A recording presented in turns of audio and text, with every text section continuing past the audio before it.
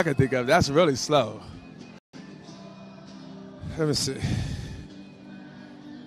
Tell you how slow it is. It says 5 right there. It should be at 3 to 4,000.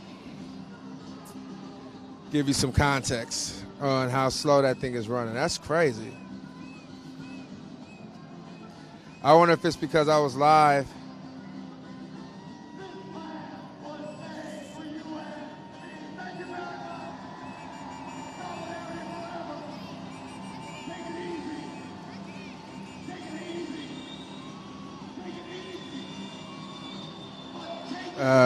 Trying to see why is it not working.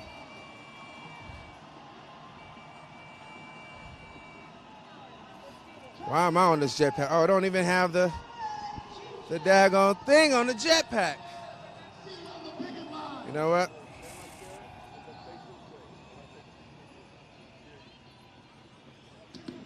I wonder. Let's see where we at.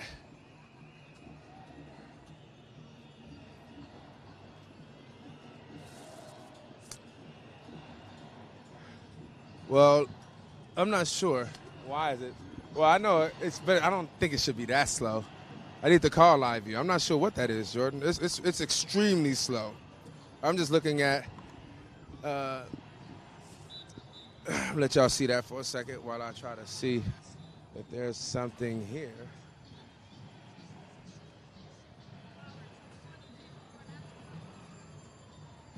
Oh, it's at 1,000. I'm tripping. Still, that's still hella low, though.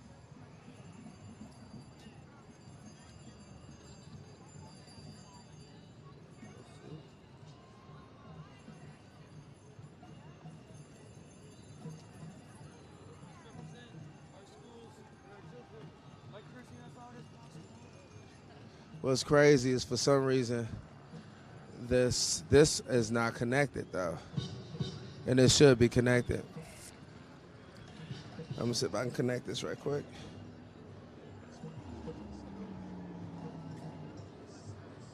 The Verizon 4G.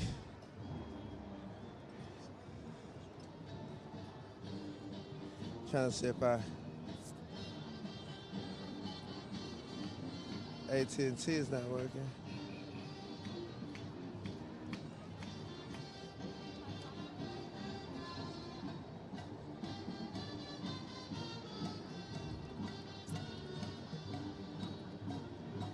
See if we can get this working.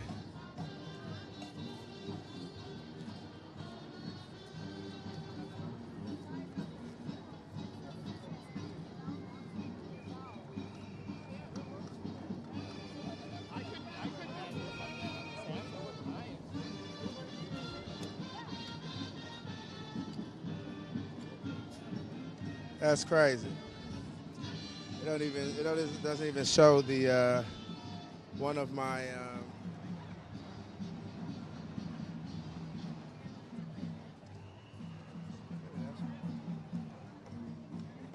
so I'm trying to find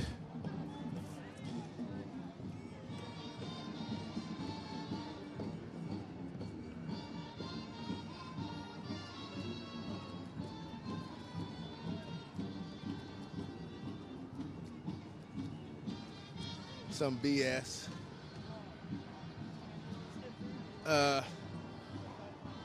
It may be not connected to my Wi-Fi, but one of the Wi-Fis aren't connected, which that normally never happens. So I want to see exactly why.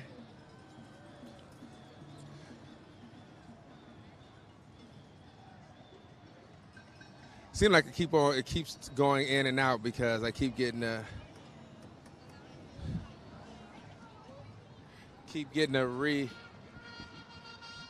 So Jordan has this unrealistic expectation. He wants me to troubleshoot it and report at the same time, you know, because I'm definitely Superman. Hopefully it works. I think we got some good stuff. So I'm going to show you guys what's going on while I figure this out.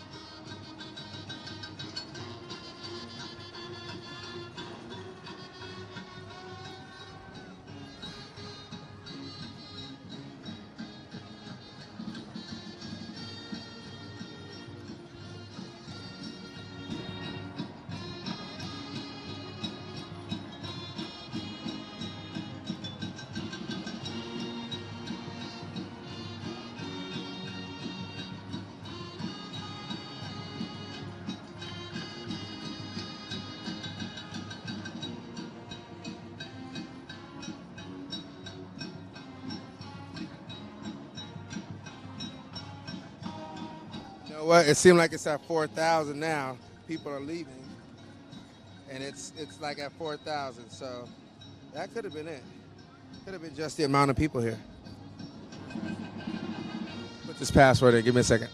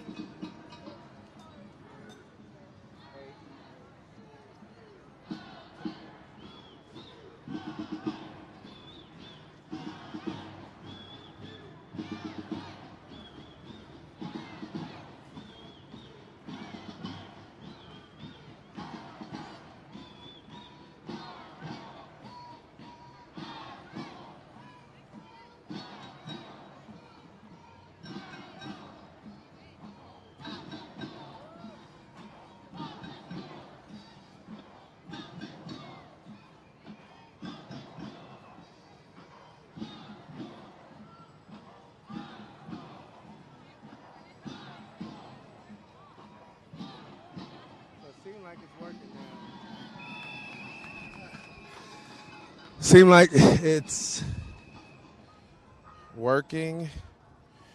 Pretty sure it is right now. I'm looking at it and it's showing that it's at 4,000. So I can assume that that's a success. 4,000 on the live view is a success. And it's showing it's at 4,000 and it's verifying. So it may get higher. So it seems like it's working now. And I think it probably is working now because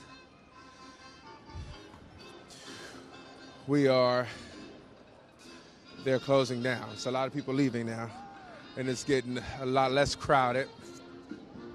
So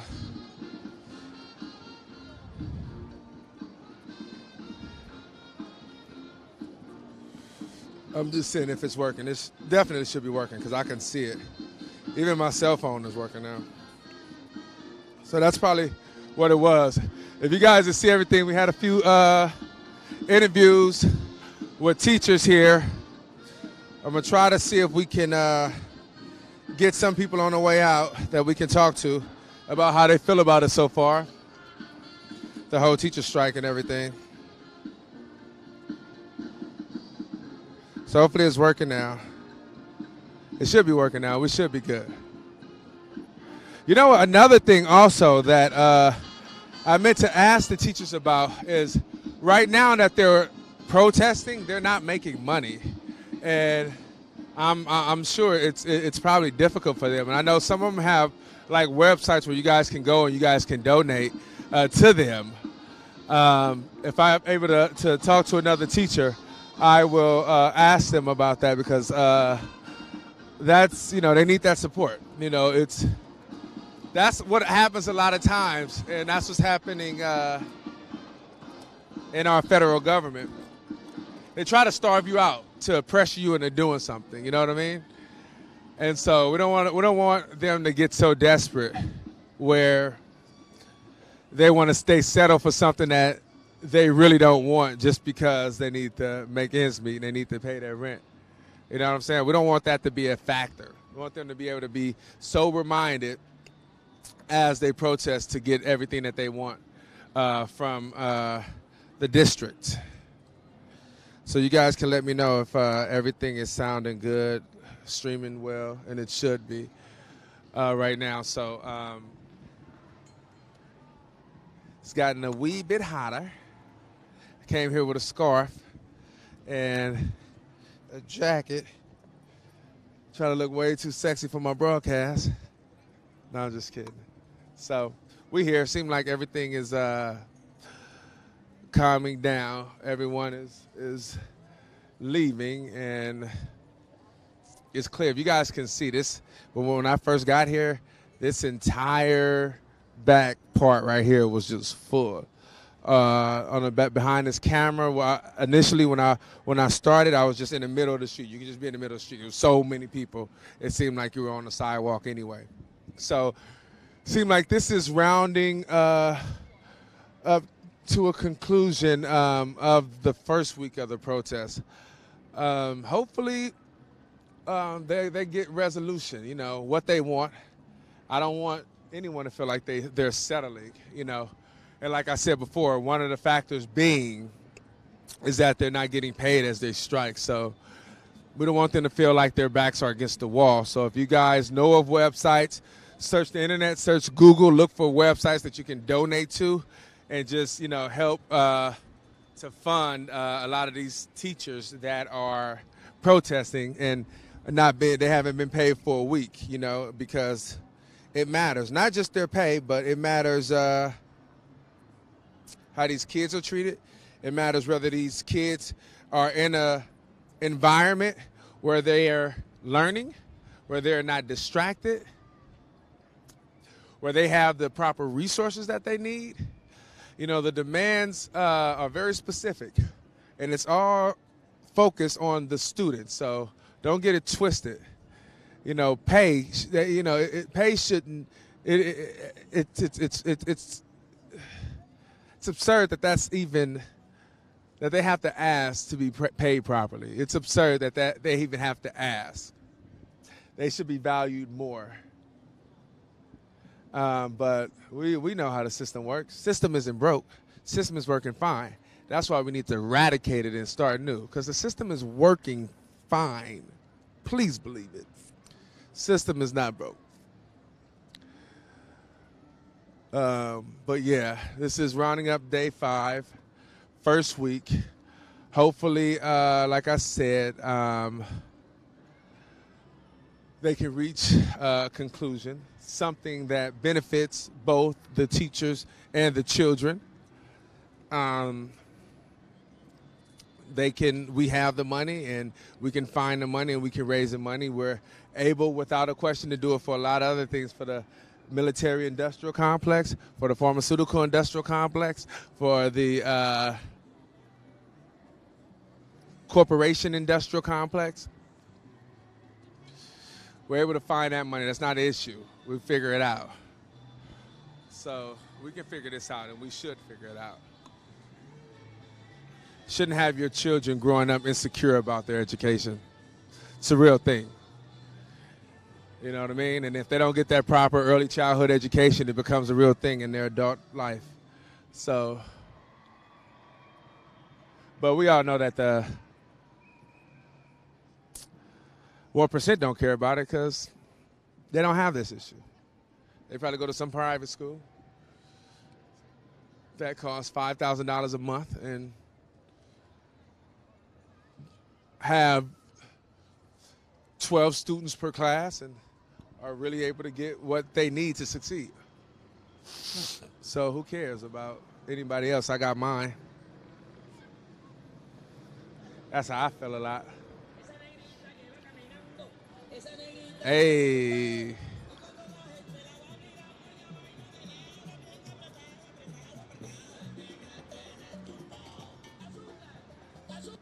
Hey.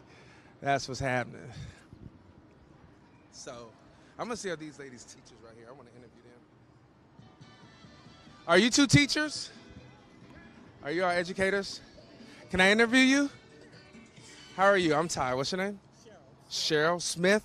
What subdivision do you work in? I work in South District. South District? You can come over here in front of the camera. We live right now. Say your name again. Cheryl Smith, and I'm a resource specialist middle school in the South District. So you guys are rounding up the first week. This is day 5. How are you feeling? Strong, determined. When we see the masses of people that are continuing to come down here, I know we have to do it. I come from a long line of educators, so I know this fight. I heard that. You're from L.A.? Yes. My mother was a teacher. Okay, where? In Compton and L.A. Where? Where in Compton? She was at Mayo, Rosecrans, few other schools. Okay. I went to 122nd and Vanguard. Oh, okay. Yeah. That was my neighborhood. Okay, that's where you lived. Okay, I lived in Eugene Village. That's where I was raised. Okay. Well, you know the neighborhood over from Vanguard? Yeah. Okay, right there. I thought y'all went to Enterprise. Okay, period. Okay, cool. So, you feeling reinvigorated, feeling inspired. What is the outcome that you would like to see, and what do you think the likely outcome would be? I would like to see the class sizes reduced. I would like to see the resource roles staying at the state mandate 28 instead of having 38 and 40. I would like a raise. 10% got taken in the late 80s, and we never recouped that. A real raise would be good. Counselors, because what you see happening in the world is what's happening in the school site. It's just on a smaller level. The same things you see happening out here. We need counselors. We need social workers. We have kids that come to school, and they're just there. They have so many things happening at home that they can barely function. That was one of the things I brought up.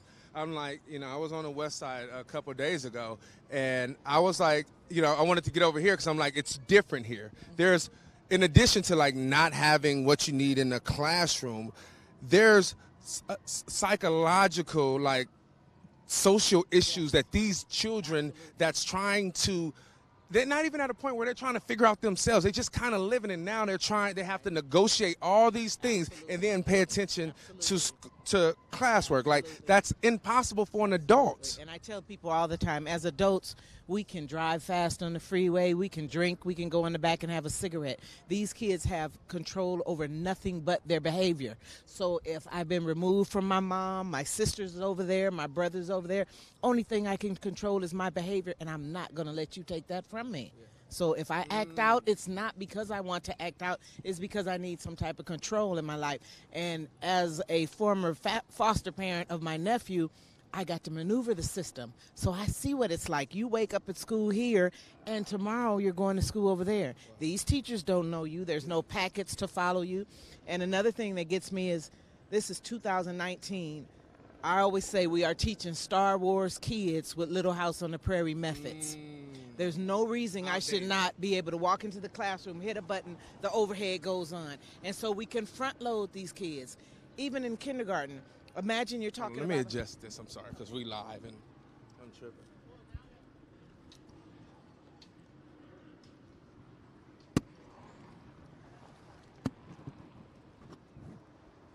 There we go.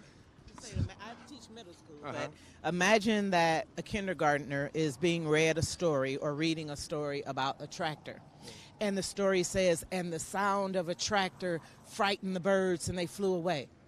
How many kids around here know what a tractor sounds like? Exactly. We should be able to come in, hit the button, the video plays, and we front load. Yeah.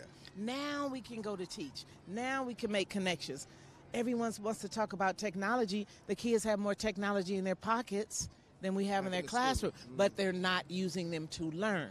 You get a lot of people that say, oh, all we need is technology to teach the kids. They're not using the phones to learn. Yeah. They're using them to socialize. Yeah. They're not a teacher. Right. And I work in middle school, and I'm going, oh, my God, Google. Do you guys not understand Google? Look it up. So you can have the technology, but if you don't have anyone leading them, it doesn't make a difference. There's always Monday morning quarterbacks that try to say, oh, they haven't even been in the profession. You know what I mean? And they're trying to dictate something. Just like how you got rich white men trying to tell women that you can't have an abortion. It's absurd. Like, you don't know what these, especially when you think about like the children that you have to deal with that are dealing with these certain issues. Like, I remember when I was a kid, and I didn't get good grades, and so because my parents were distracted, and I just gave up, and so it wouldn't seem like I was failing. It was just seeming like I didn't care, so I didn't feel insecure about it. You know what I mean?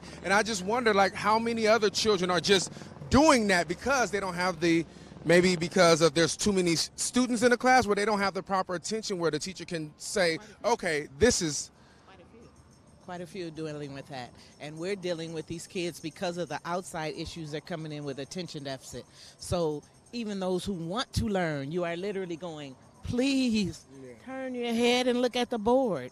And these are the factors that no one experiences because these are business people. These business people are saying, okay, take A and put it in front of Z, move X over to Y, now everything is going to run better. But we're talking about brains, not widgets. We're making children, not making chairs. And you cannot just re-examine and reach and reorganize things and make them better. You cannot mandate learning. You have to make it fun. You have to make it interesting. And you remember, well, I'm older than you. For me, going to school and knowing we were going to have a movie was fun. Yeah. Now these kids. Yeah. Yeah. So we have to have something that's going to engage them. And if we're not doing them better in their pockets, we're at a loss anyway. And we're still trying to do it. Every day we're going in there. Come on, guys, pull it out. You can do it. Sit down, Marcus, so-and-so.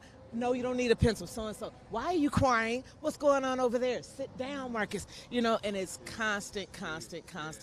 And we love it, and we do it because we love the kids. But give us what we need. If Marcus is having issues, Marcus needs to go talk to someone. Wow.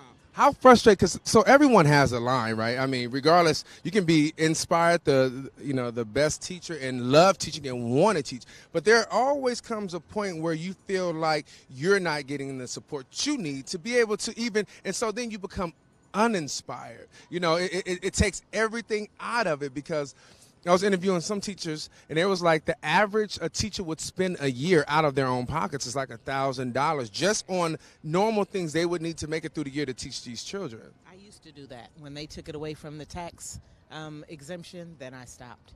Yeah, it was, and not because I didn't. Why would they take it away? Because the whole thing is to break up public education. It's all a part of privatizing it. Part of it. Let's take that from the teachers, and you spend 1 year and then the next year, and then after a while you're like, I can't continue to do this. I want to, but I don't have the funds. If I'm spending $1,000 because I'm buying the overhead, I'm making sure the pencils are there, I'm buying the folders because I want them to do writing and I want it to be a certain way, I'm paying for that. But they took it from us, and so a lot of us took it from the classroom. We just stopped doing it. That's crazy. That would bother it bothers me now. It make me so frustrated. Like, how much is that to keep that, to be able to write that off? Why can that not, that's absurd. Of course. Well, of course, right? And then they put the blame on us because the kids aren't learning. But I've told people, think about it. You have something wrong with you. You go to your primary doesn't know. Send you to a specialist doesn't know. They send you to somebody else after you had the CAT scan, the MRI, they still don't know. Yet a kid is supposed to come into the classroom today, and tomorrow we're supposed to know all their issues. We don't have an MRI, we don't have CAT scan, we don't know what's happening. We have this vessel sitting next to one vessel that's complete, and everything we pour in it can hold. We have this other vessel with cracks in it.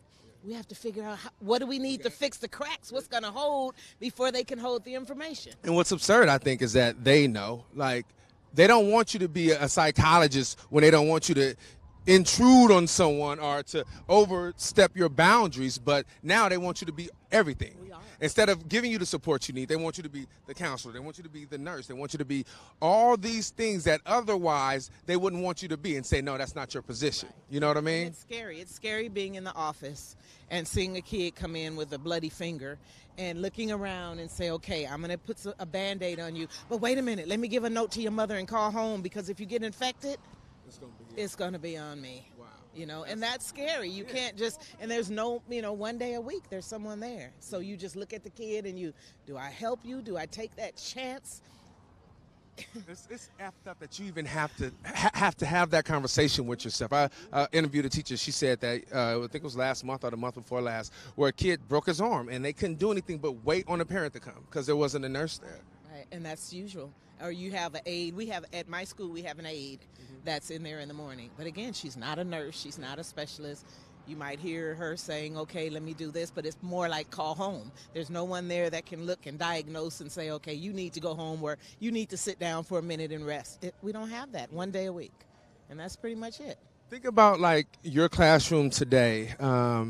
First, before I forget, Is there, because I understand you guys are on strike, you guys are not getting paid. Is there websites people can go to donate to help people that are protesting and not getting paid? Because we don't want it to be you guys to be in a position where your back is against the wall and you have to compromise to something that you don't want because they're trying to starve you out.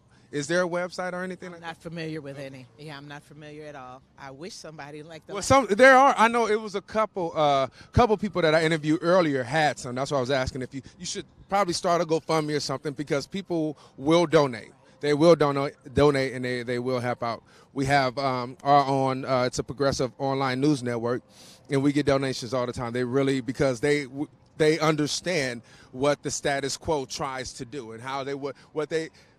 If you didn't have this, they see the support and they see what's going on. And if you didn't have the support from the governor and things like that, the support for they would try to starve you out. Yes, and say forget it. They're you know, trying to do it. And if you heard the speaker, they talked about next week. They are planning. This is all part of the plan. It's like Trump in the wall. Just gonna dig in until you guys can't take it anymore and you back down. Yeah. And we can't. I mean, I don't have a strike fund at home. I'm just going to have to deal with it. And if it means I have to cut my cable off, I'm cutting my cable off. I just cannot give up because I saw what happened with my mom when she went through the strikes. I saw what happened in Oklahoma and West Virginia, and I know what they're trying to do. And if it happens here, the rest of the nation can forget about public education. Absolutely, because this is what, the second biggest or the biggest school, second biggest? Okay. I would definitely advise you to do it and get in front of as many cameras as you can because people, I promise you, people will help. They do it all the time. I see people donate so much money and they know what you guys are doing here and they know, what the cost is. They're not blind to you guys or not, but sometimes people just don't think about it. So I would encourage you to you can start a GoFundMe. You and a group of other teachers where people then, because even if it's a little bit, at least you have something that can come in that can help just so, because it's distracting. When I can't pay my bills, I'm distracted. I'm an artist. I write. I can't write when I'm thinking about how I'm going to pay my rent next month. You know what I mean? So I would definitely do it. It's, the website is free. I think GoFundMe, I think they only charge you 10% of whatever you make, and you can really help just to kind of ease your mind a little bit. I could win the lotto tonight and tell all the teachers, okay, I know, that's right. All 34,000 of you, come on, That would give us the incentive to keep going because I know there are people that are hurting, but we're going to have to hurt together. Yeah. Because if we give up, it really is. I keep comparing it to the wall, but that's the way I see Buettner, Trump. He's dug in, and doesn't matter how many people are hurt, doesn't matter how many kids are missing school, it's just not giving up.